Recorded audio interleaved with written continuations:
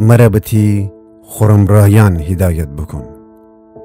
پیل رهبر وسیکی سرودخانه هدایت کنی. داوود مزمور. ساز نی امره. ای خداوند، میگبان گوش بدن، می ناله توجه بکن.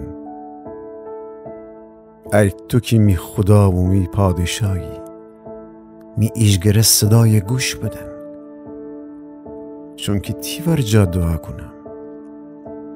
خداونده، صبح سر می صدای اشتوی، خروس خانن وقت می خواستین تی حضور ورم بزین تی رفعیسم. تو خدایی نی که شرارت دوست بداری، بدی تی ورجه جاجگایی نری. وشانی که فقط خوشن قبیل داریدی نتنیدی تی چومان جلو بیسید. تو همه بدکاران جا نفرت داری، دروغگویان هلاک کنی.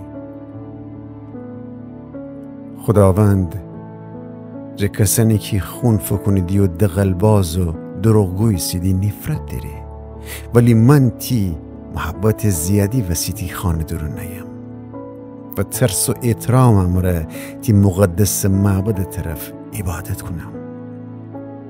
ای خداوند، می دشمنان وسی مرا و تی خرم رایان هدایت بکن و تی راست رای میره همواره کن،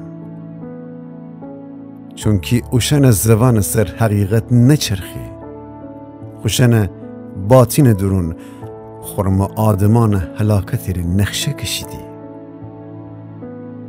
خوشن گولیم وازه بست غبره منی و خوشن چرب زبانیم را دیگران گول زنیدی.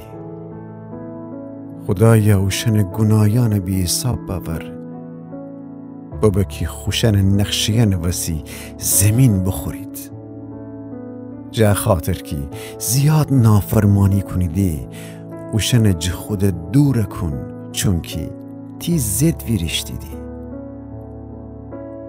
ولی اوشنی که تر پناه آوریدی، همتن شاد ببید و تا ابد شادی امر آواز بخنید و تی سایه جیر اوشن حفظ بکن.